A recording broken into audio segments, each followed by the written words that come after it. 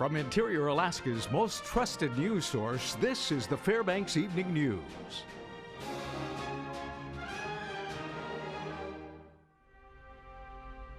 Good evening and thanks for joining us. I'm Stephanie Woodard. Daryl Clark has the evening off.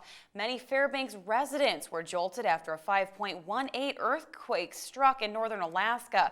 According to the Alaska Earthquake Information Center, the quake occurred 37 miles northwest of Fairbanks at 4:37 p.m. The website stated it was 11 miles deep and was felt across interior Alaska. Now, as of this time, there were no reports of any damage.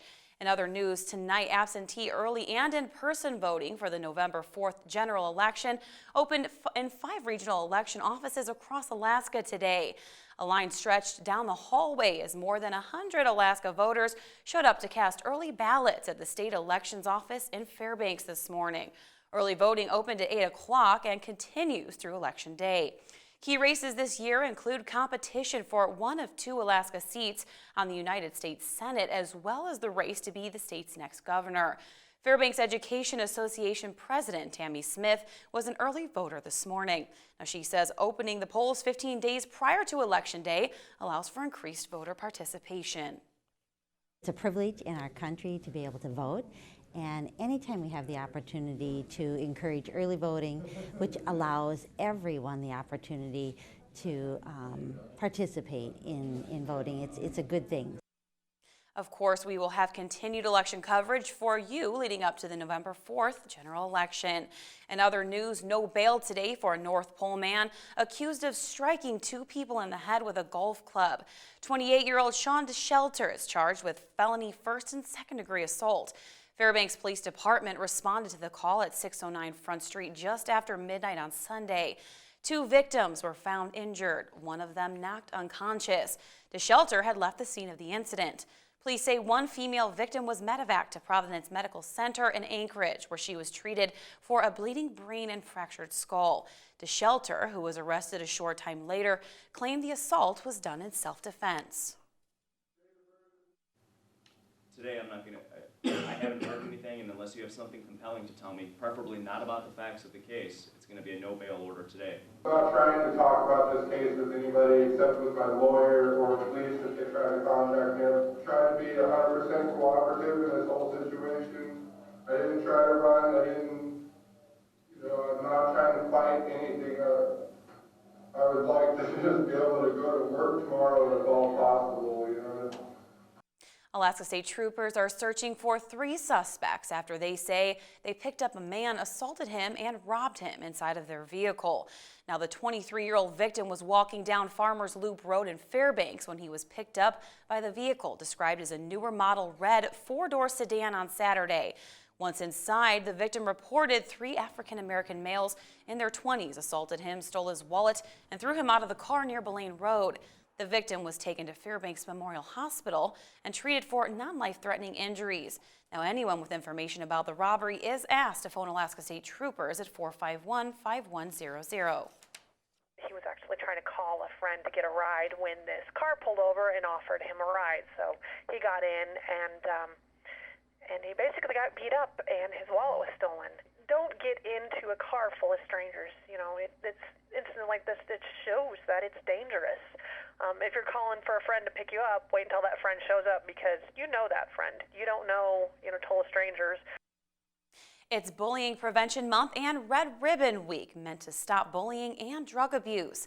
Officials with the school district and the Alaska legislature visited the Hornets at Hunter Elementary School to kick off Red Ribbon Week today. Now, the children wore blue shirts with logos reading "Stand Up to Bullying." Fairbanks Mayor John Eberhardt and representatives for the Army and for U.S. Senators Begich and Murkowski and Governor Parnell urged kids to say no to drugs and to actively speak out against bullying. I think it's a pretty good thing because you're celebrating not bullying and standing up, because for other kids it's hard to struggle and they see people proceed forward and they want to join us, and then we have a big group that's standing up to bullying. All right, when we come back, we highlight more agencies within the United Way of the Tanana Valley. Also, an event was held this weekend to help prevent identity theft. Those stories plus more when we come back. Welcome back to the Fbx Evening News. It was Secure Your ID Day Saturday at Shoppers Forum, and people were standing in line to get documents shredded. Monty Bowen was there and has details in this report. People went to the mall Saturday to get sensitive documents shredded for free by Alaska Shred Company. The event was sponsored by the Better Business Bureau of Alaska and United Way of the Tanana Valley. It was the first time it's been held in Fairbanks. There were workshops and information on how to protect yourself from online computer hackers or those looking for discarded paper documents. One of the workshops was presented by a representative of the Alaska Attorney General's office, who said it's more important than ever for people to be careful what personal information they let others have access to. Securing personal information is a big deal these days. There's several hundred reports a year of identity theft from Alaska. A lot of identity theft victims don't report the crime, and so it's a fairly important issue, I think, as more and more we're seeing more and more data breaches with personal information. And just make sure that you're taking steps to limit who you give information to and to protect the information that you're giving out online and other places. The Better Business Bureau of Alaska has a whole list of things to do to protect yourself on and offline. The number one way that identity theft happens is by physical means. Dumpster diving, unsecured mailboxes. We advise people to check their credit card statements every single month to make sure there's no unauthorized charges on there. We advise people not to carry any more than one credit card in their wallet. Don't carry your Social Security card. Don't carry your Medicaid or Medicare card because it has identifying information on it. Anyone wanting more information can contact the Better Business Bureau of Alaska. This is Monty Bowen reporting.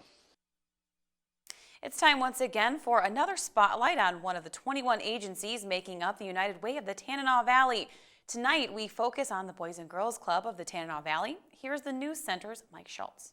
Well, the Tanana Valley has been in existence since the mid-2000s, and their goal is to enable all young people to reach their full potential as productive, caring, and responsible citizens. Sarah Nichols is the executive director for the agency and says without the assistance they get from the United Way of the Tanana Valley, their agency would be lost. The United Way is a huge assistance to us. It goes directly to youth programming here at the club. It's unrestricted funds, so it really helps out where grants necessarily are restricted funds for a certain purpose. The United Way funds we can put directly to a basketball, we can put directly to art brushes, or whatever funds that we need to directly impact the youth. I asked Sarah what she and her staff were most proud of for their contributions to the community. I'm really proud of the fact that we serve the amount of kids that we do, that upstairs in the clubhouse is a full spectrum of youth from 7 years old. Right now I believe the oldest we have is 15. They come from all different backgrounds, they come from all different walks of life. They have different learning abilities, different levels, skills, and they somehow manage to coexist for 4 hours beautifully upstairs. What is it that Sarah feels is her most specific, fulfilling, and rewarding moment?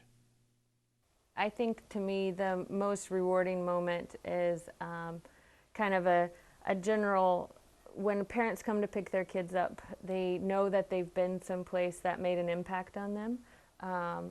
That they, I've had a parent one time come up to me and say, I get to go home and be mom. I don't have to go home and be a teacher. I don't have to go home and look over their homework. I know that got done. I know it got completed.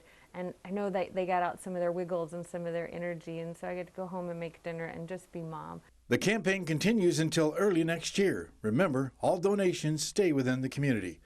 Mike Schultz reporting. Joe Cook is up next with sports, state championship football, the Bryce Alaska Gold Rush, and more after the break.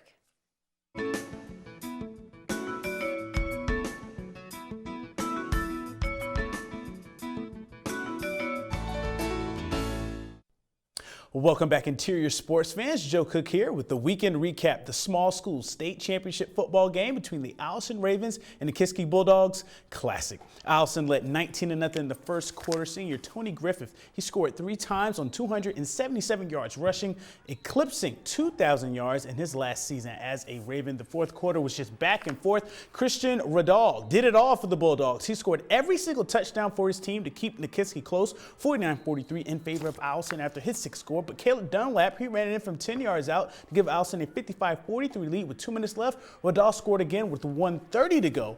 But Allison's Chris Kilpatrick, he would recover the crucial onside kick. Allison converted a first down, and they would run out the clock. Allison wins their second small schools title in 3 years with a 55-51 win over Nikiski. What do you have left in the tank? So, you know, that's basically what it came down to. And, you know, we had it in our tank. We practiced since August to be right here. And I'm so glad that we're here. Against Allison, it's a great game always. Always a great game. Sometimes the dog wins, sometimes the Raven wins. But it's awesome. It's been the rivalry for the last 4 years. It solidifies to these guys that, you know, the hard work that they've been doing since January, you know, just pays off, you know, and that life lesson is not just football, it's everything. And the North Pole Patriots and Soldotna Stars met in the medium school state championship game Saturday after a TD in Sohai's first possession. Ty Fenton, he gets the INT for Sohai. He scores on the very next play. They would do the same thing after a Patriots fumble. Fenton had 2 rushing scores and a touchdown grab. Sohai quarterback Brooks Furlong threw a score and ran for 3. Sohai led 30-0 at the end of the first and won their 3rd straight medium schools title with the 57-28 win over the Patriots. Sohai ties the state record with consecutive wins at 29. A special day for Furlong, whose father passed away just this year. We just couldn't be prouder of him, and I know Dad's smiling down and make some noise for the 29 games in a row. East Thunderbirds and the old Sohai team have it. You know, it's been great to have our names in the record books, and hopefully they can break it next year, #1. We want to make it hard for them to score and be in a shootout. And that was our goal, and we just made some mistakes that kept us from doing that. And the Lathrop Malamutes, they were up 8-7 over the West Anchorage Eagles in the large school semifinal. We're going to take you to that video as West scored 16 unanswered in the 3rd quarter. As Dan Holter, he's going to take this back. A punt return, 44 yards for a score with 9 minutes remaining to make it a 15-23 game. Dave Tulamoose scored on the ensuing possession for West. He finished with 199 yards and 2 touchdowns. The Eagles defense sacked Lathrop's Glenn Maiden Jr. on the Moots' next possession. And after they recovered on the 4th and 11, they will run out the clock from there. West wins 29-15. They'll play South Anchorage next Friday for the large school state title. They're a great team. We didn't underestimate them. We practiced hard. We just looking forward for a fight, and we just came over here to take care of business. Great game on both sides. There's nothing to be ashamed of. There's not one thing here cost us to lose or them to win. It was just they're a better team. The Alaska Nanick hockey team is off to a hot start this season. Saturday, the Nanics came back in consecutive nights of the Bryce Alaska Gold Rush for another 4-3 victory. Freshman left winger Austin Veith scored the game-tying and game-winning goals in the last 6 minutes of the game as the Nanics defeated Penn State to win their 3rd straight Gold Rush title. Veith was named tournament MVP, while Tyler Morley and Colton Pareko were also all Bryce picks. Alaska is 4-0 and 16th in the nation in the latest USCHO polls. The freshmen are playing a big role in the early start of the success for the season. The thing to do is get that first one, and Munson got his today. Veith got his last night out of midair, so then Austin also came down the wing and got us back where we need to be and tie that game up. So all the freshmen have come in, they're doing a tremendous job. Sticking with hockey, the Ice Dogs were victorious on the road. They sweep the Chill with the 6-4 win on Saturday. Yannick Vidal had 2 goals for Fairbanks. The Ice Dogs scored at least 5 goals in the 3-game sweep. The Ice Dogs series win vaults them into first place in the Midwest Division with a 7-6-1 record. They travel to Wenatchee for their next series this weekend. And now here we have this week's I-5, the Interior Top 5 plays. Number 5, Lathrop senior Dan Holtree with the speedy punt return in the fourth quarter against West Anchorage. 15-23 game after the play, but West wins 29-15 in the large school semis. Number 4, freshman center Peter Krieger scores the game-winning goal with 2 minutes left in the Nanox 4-3 comeback win over Air Force in the Bryce, Alaska Gold Rush opener. Number 3, Allison senior running back Anthony Griffith runs for 277 yards and 3 touchdowns against Nikiski in the small school state championship. He goes over 2,000 yards rushing in his senior season. Number 2, freshman left winger Austin Deese game-tying and game-winning goals as UAF rallies to win 4-3 over Penn State on Saturday and wins their 3rd straight Bryce, Alaska Gold Rush title. Number 1, Caleb Dunlap of Allison scores a game-winning 10-yard touchdown run with 2 minutes left in the small schools championship, and the Ravens defeat Nikiski 55-51 and claim their 2nd small schools title in 3 years. To select the play of the week, go to the KTVF Facebook, YouTube, and Twitter pages, comment on the post, or email Joe Cook at KTVF11.com for your pick. The play of the week will be revealed this Friday. The I-5 Sports Report is brought to you by Adient Orthopedic Physical Therapy. And that's it for sports tonight. Weather is next, and we'll catch you next time. Hey, welcome back, everyone. Hope you had yourself a good weekend. It was not bad as far as the weather goes. We were looking at mainly cloudy skies, a few flurries here and there, and the overall trend is looking like it's going to continue that way, probably at least into the middle of the part of the week, and we'll talk more about that in just a little bit. Our photograph for tonight, this one was sent in by Nancy and Mark Hummel. They were coming back from the down the Denali Highway, and we were able to capture this magnificent shot of Mount McKinley again.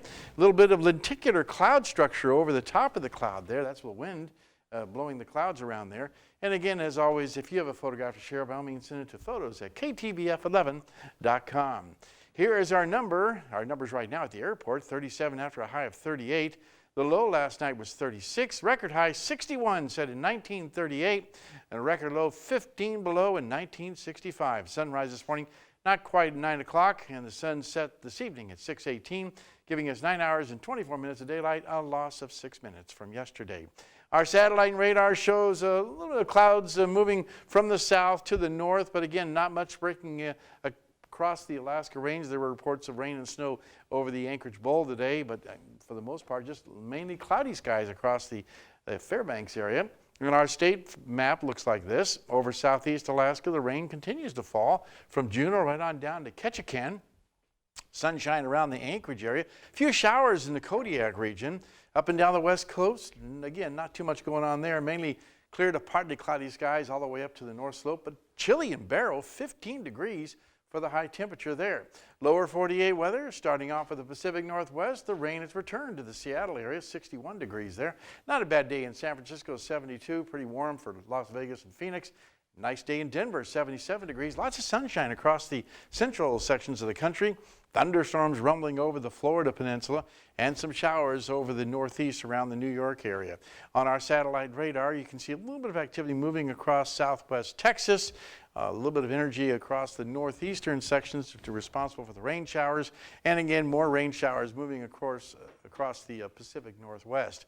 And the overall picture for the northeast is looking like they call a nor'easter, which means a storm coming in from the northeast, bringing with it winds to 20 to 40 miles per hour, coastal flooding all up and down from Boston all the way up to Maine, and locally heavy rain over a widespread area.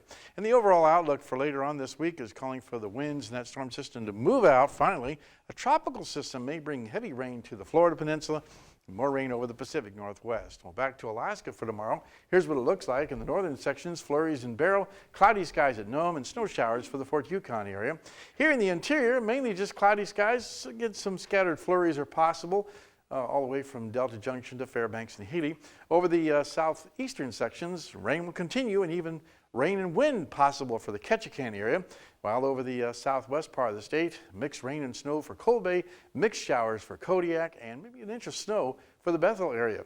And over the Anchorage Bowl, we're looking at snow showers for Anchorage, rain and snow at Homer, cloudy in Valdez. Okay, time once again for our kids' weather, although this week we're going to be giving the kids a week off because I'm taking a week off, so we're going to be having weather facts, and our weather facts for tonight is 1989, Little Rock, Arkansas, A cold wave gave the city its earliest freeze ever. Again, thanks to Mount McKinley Bank for sponsoring our kids' weather. And like I said, the kids will be off for this week, and we'll share unique and interesting weather facts with you. Okay, here's our forecast for tonight. 24 degrees, cloudy, breezy, and cold with a few flurries. Tomorrow's forecast, another day with cloudy skies and flurries, 33.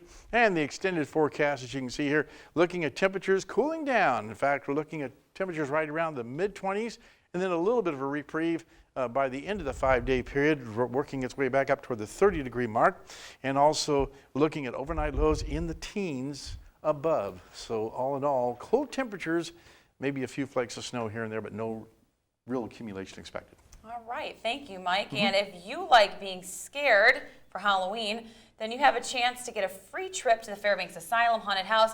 Now go to KTVF's Facebook page and like the Fairbanks Asylum post, and you may be randomly selected to win a pair of tickets to scare yourself. Oh, wow, sounds good. Do you like being scared? Not really. Neither. Okay, that'll wrap up this edition of the Fairbanks Evening News. We are so glad you could join us. Tonight on NBC Nightly News, good news in Texas. The quarantine has been ended, finally, for 44 people in Texas. That's up next with Brian Williams. You can join us here 6 days a week at 6 and 11 on online anytime at webster11.com. All right, from all of us here at the News Center, have a good night. Can't get me now.